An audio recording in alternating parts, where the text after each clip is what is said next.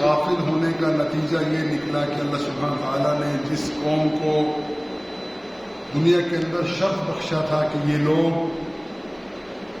اللہ کی توحید کا پیغام لے کر دنیا کے اندر پھیل جائیں گے،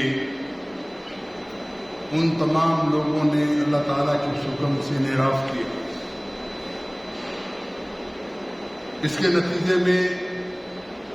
آج دیکھ لیجیے دنیا کے اندر سب سے زیادہ محکوم قوم، سب سے زیادہ ذلت و رسوائی کا نشان بننے والی قوم وہ اللہ کے رسول کی آخری امت ہے۔ وجہ ظاہر ہے کہ ہم جب اپنے فرض منصبی سے روگردانی کریں گے تو یقیناً ہمارا انجام وہی ہونا ہے جو اس سے پہلے قوموں کا ہو چکا ہے۔ اس سے پہلے مختلف انبیاء کی زندگی کا تذکرہ قرآن کے اندر اللہ سبحانہ و تعالیٰ کھول کے بیان کرتے ہیں تاکہ ہم پہچان جائیں کہ اس سے پہلے قومیں تباہ کیوں ہوئی۔ اللہ تعالیٰ کے احکامات سے روگردانی، نبیوں کی مخالفت، نبیوں کی توحید کا جو بیان تھا اس سے انحراف، یہ وہ تمام بنیادی چیزیں تھیں جن کی وجہ سے اللہ سبحانہ و تعالیٰ نے لوگوں کو نشان عبرت بنا دیا اور ہمارے لیے یہ سبق بھی رکھا کہ اگر تم ان روش پہ چلو گے جو اس سے پہلے نبیوں اور رسولوں کی امتوں نے کیا ہے تو عذاب کا کوڑا تم پہ بھی برسے گا۔ لیکن ہم مسلمان اس حد تک غافل ہو گئے کہ ہمیں نہ اللہ کے احکامات کی پرواہ ہے، نہ اس سے گزشتہ امتوں کی تباہی و بربادی کا تذکرہ ہمارے سامنے کیا جاتا ہے، نہ ہم اس سے باز آتے ہیں۔ حقیقت یہ ہے کہ ہم نے اللہ سبحانہ و تعالیٰ کا نام تو سن رکھا ہے، لیکن اللہ تعالیٰ کے حقوق پورا کرنے کے لیے ہم کبھی بھی کام نہیں کرتے۔ اللہ سبحانہ و تعالیٰ کی ذات وہ عظیم ذات ہے جس نے تمام نوع انسانی کو اور تمام کائنات کی مخلوق کو پیدا کیا ہے، اور یہ بھی اللہ تعالیٰ کا کتنا بڑا احسان ہے کہ اللہ سبحانہ و تعالیٰ نے انسان کو اشرف المخلوقات بنایا۔ دنیا کے اندر جتنی بھی مخلوق پیدا کی اس کے اندر انسان کو یہ شرف بخشا کہ وہ سب سے اعلیٰ ہے، اور اس کا وصف یہ بتایا کہ باقی تمام مخلوق اللہ کے عطا کردے قاعدے اور کلیے کے مطابق اپنی زندگی گزارتی ہے۔ اللہ تعالیٰ نے جن کی فطرت کے اندر جو چیزیں ودیت کر رکھی ہیں ان سے انحراف بالکل نہیں کرتے، لیکن انسان ان تمام چیزوں کو جانتے ہوئے کہ ہمیں پیدا ہی اللہ تعالیٰ نے اپنی عبادت کے لیے کیا ہے، اس سے انحراف کرتا ہے۔ ارشاد باری تعالیٰ ہے وَمَا خَلَقْتُ الْجِنَّ وَالْإِنسَ إِلَّا لِيَعْبُدُونَ کہ اللہ تعالیٰ نے پیدا نہیں کیا جنوں اور انسانوں کو سوائے اپنی عبادت کے لیے۔ عبادت کیا ہے کہ ہم اللہ تعالیٰ کے ایک ایک حکم کے اوپر اپنے سر کو جھکا دیں۔ اللہ سبحانہ و تعالیٰ نے جو قاعدہ اور کلیہ انسانوں کے لیے مقرر کیا ہے اس کے اوپر چلنے کے لیے ہم وقت ہم جہد اپنی پوری کوشش کریں۔ لا یکلف اللہ نفسا الا وسعها، ہر شخص کے ذمہ اتنا ہی حق ہے کہ وہ جتنی اس کی ذات قوت ہے، جتنی استطاعت ہے، اللہ تعالیٰ کی عبادت کے اندر ہم کسی کو اللہ کا شریک نہ ٹھہرائیں، کسی کو وہ درجہ نہ دیں کہ ہم سب یہ سمجھا جائے کہ اللہ تعالیٰ کی یہ ساجی ہے، یہ شریک ہے۔ تمام نبیوں کی دعوت اس ایک نقطے کے اوپر متفق تھی کہ نوع انسانیت کو ہر قسم کی شرک سے بچا کر صرف اور صرف اللہ سبحانہ تعالیٰ کا اور اپنی مخلوق کے ساتھ تعلق جوڑنے کا پیغام دیا جائے۔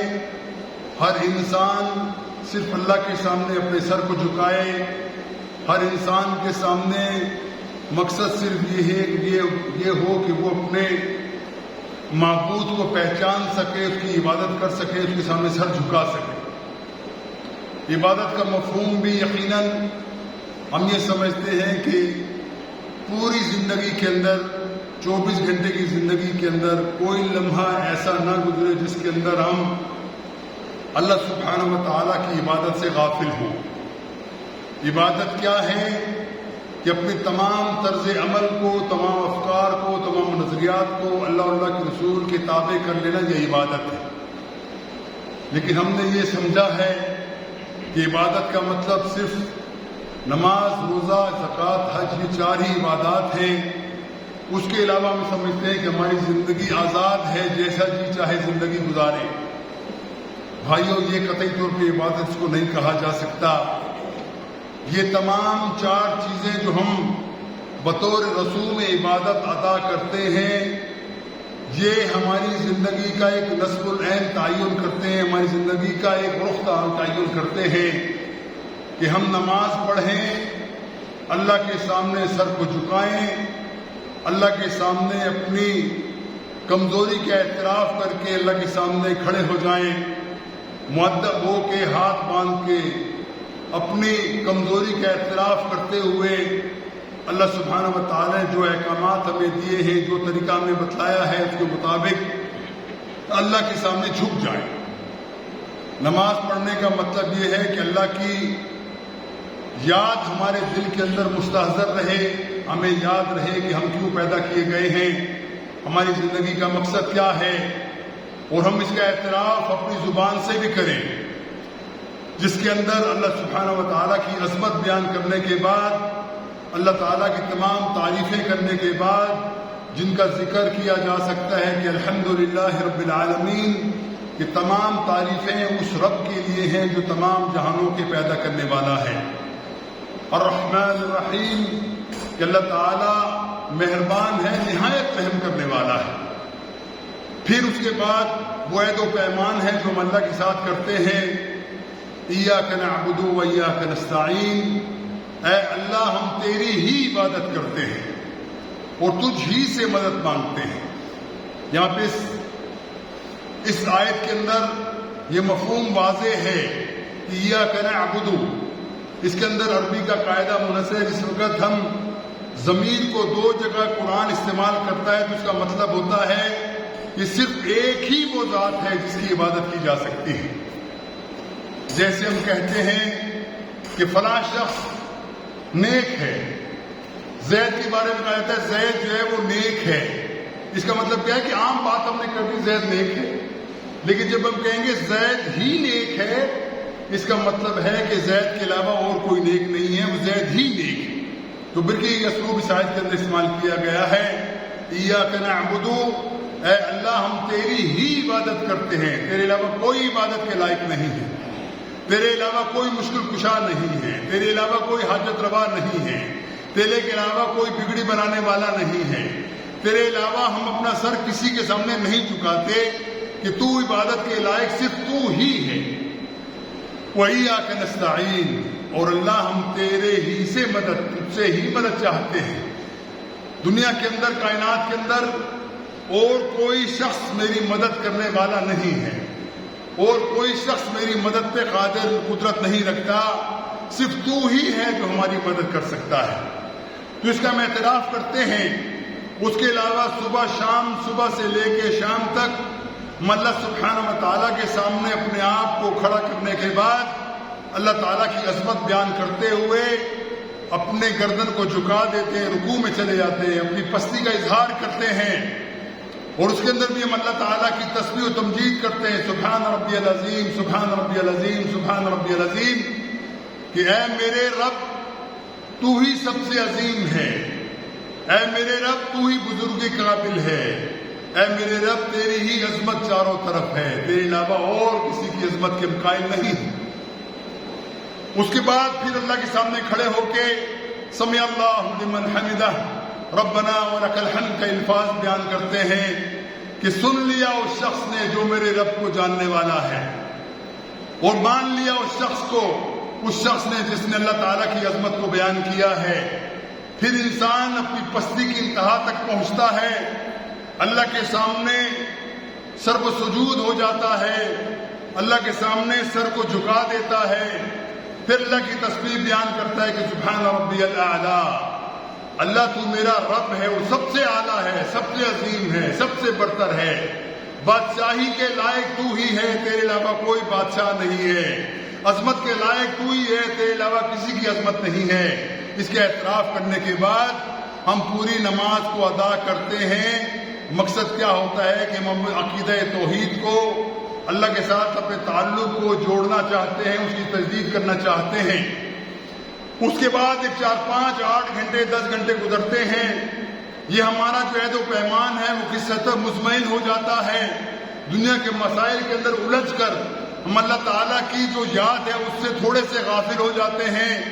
پھر اللہ تعالیٰ کی ندا آتی ہے، حی علی الصلاۃ حی علی الفلاح، زور کی نماز کے لیے ہم دوبارہ آتے ہیں، اس یاد دہانی کے لیے دوبارہ ہم اللہ کے سامنے کھڑے ہو جاتے ہیں، اللہ کے سامنے تسبیح و تحلیل کرتے ہیں،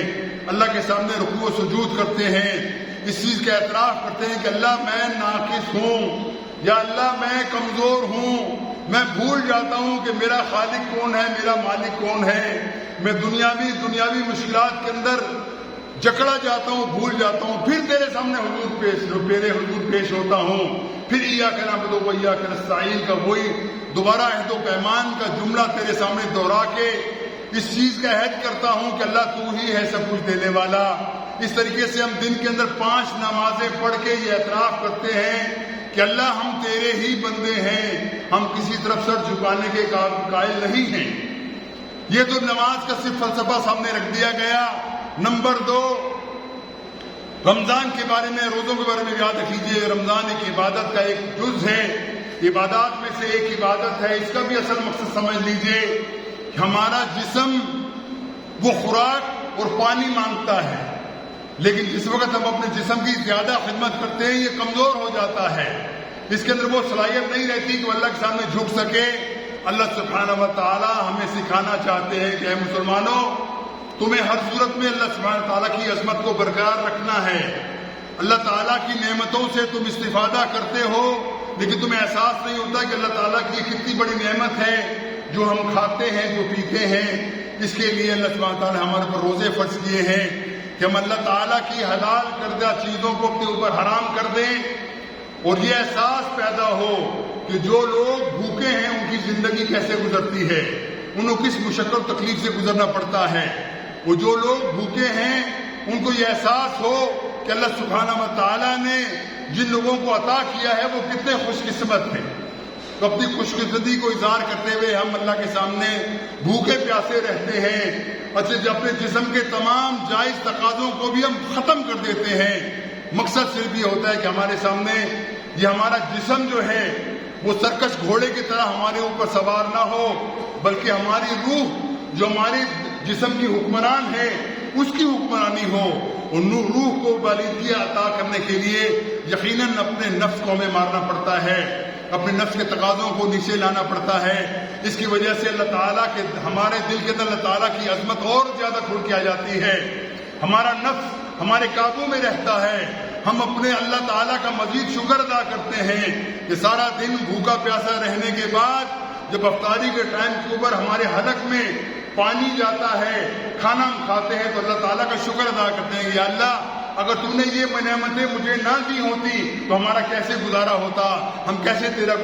شکر ادا کر سکتے۔ تو یہ بھی اسی عبادت کا ایک مفہوم ہے کہ ہم اللہ سبحانہ و تعالیٰ کے ساتھ اپنے عہد و پیمان کو تازہ کرنے کے لیے، اپنی روح کی بالیدگی کے لیے، اپنے نفس کے اوپر قابو کرنے کے لیے اللہ کی عبادت کے اندر ہم منہمک ہو جاتے ہیں۔ نمبر 3، اللہ تعالیٰ نے ہمیں جو مال دیا ہے وہ مال ہمارا نہیں ہے، یاد رکھیے، للہ ما فی السماوات و ما فی الارض،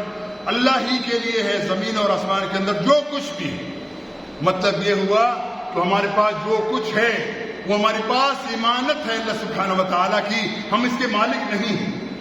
ہمارا مال ہے، دولت ہے، جائیداد ہے، ہماری اولاد و آل اولاد ہے، ہماری تمام دنیا کی سہولتیں جو ہمارے پاس موجود ہیں، حتیٰ کہ ہمارا اپنا جسم ہم اس کے بھی مالک نہیں ہیں، یہ بھی اللہ تعالیٰ کی عطا کی ہوئی ہمارے پاس ایمانت۔ اور اس ایمانت کا حق ادا کیسے کرنا ہے کہ اللہ تعالیٰ نے جو کچھ بھی ہمیں عطا کیا ہے اس کو اللہ تعالیٰ کے حکموں کے مطابق استعمال کریں گے۔ اس کا مطلب ہے کہ ہم نے ایمانت کا حق ادا کیا، ہم ایمانت دار ٹھہرے۔ اور اگر معاملہ اس کے برعکس ہے کہ ہم اپنے جسم کو، اپنے مال کو، اپنے دولت کو، اپنے صلاحیتوں کو، تمام چیزوں کو اللہ تعالیٰ کی ایمانت سمجھ کر استعمال نہیں کیا، اپنی مرضی سے استعمال کرتے چلے گئے، تو مطلب یہ ہے کہ ہم خیانت کے مرتکب ہوئے۔ اور اس کے اندر مال کا اللہ تعالیٰ نے کہا ہے کہ تمہارے دل کے اندر سے مال کی محبت نکل جائے۔ اس کے لیے تم کیا کرو کہ سال میں ایک مرتبہ جو تمہاری جائز کمائی ہے، جتنے بھی تمہارے پاس اعمال و اسباب ہیں، اگر تم صاحب نصاب ہو، تمہاری زندگی کی مالیت، تمہارے اثاثے جو ہیں وہ 52.5 تولے چاندی یا 7.5 تولہ سونا سے زیادہ ہے، تو اللہ کے راستے کے اندر 2.5% اللہ کے راستے میں نکال دو۔ یہ تمہارے مال کا میل ہے جو تم نے نکالا ہے۔ اللہ سبحانہ تعالیٰ کی طرف سے یہ حکم ہے کہ تم اس معاملے کو نکالو، لیکن عظمت کیا ہے؟ پوچھا گیا، صحابہ نے پوچھا اللہ سبحانہ تعالیٰ سے، اللہ تعالیٰ نقل کرتا ہے اس بات کو کہ پوچھتے ہیں کہ بتائیے ہم اللہ کے راستے میں کیا خرچ کریں؟ تو اللہ سبحانہ تعالیٰ کہتا ہے کل العفو، جو تمہاری ضرورت سے زیادہ ہے وہ سب اللہ کے راستے میں لگا دو۔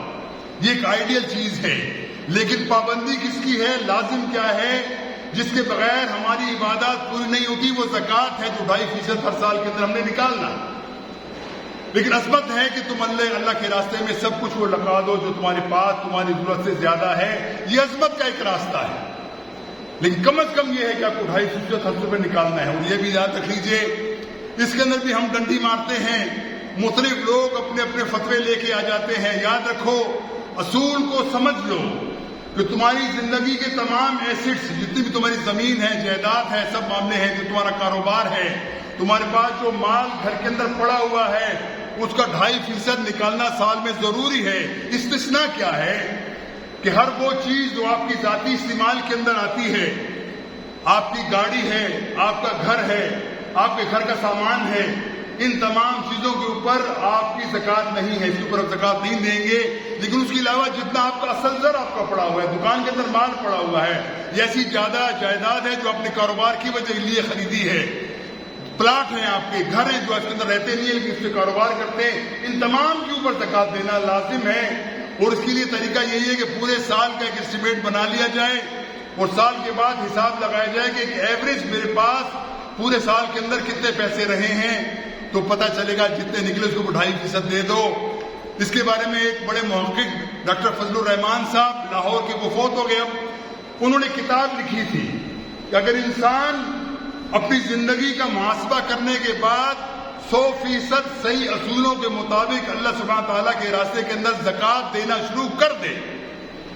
تو دنیا کے اندر کوئی مسلمان بھوکا نہ رہے، دنیا کے اندر کوئی مسلمان پریشان نہ رہے، دنیا کے اندر کوئی مسلمان محتاج نہ رہے، اگر صرف 2.5% آپ نکالو۔ لیکن ہم اس کے اندر بھی کبھی کوتاہی کرتے ہیں، کوشش کرتے ہیں کہ اپنی من پسند کی بات ہم لگائیں۔ اور سب سے آخری عبادت وہ حج ہے۔ حج کے اندر باقی 3 عبادتوں کا ایک پرتو ہمیں نظر آتا ہے۔ حج کے اندر پابندیاں بھی ہیں، عبادات بھی ہیں، اپنے اوپر پابندی لگا کے چیزوں سے جو اللہ تعالیٰ نے جائز کی ان سے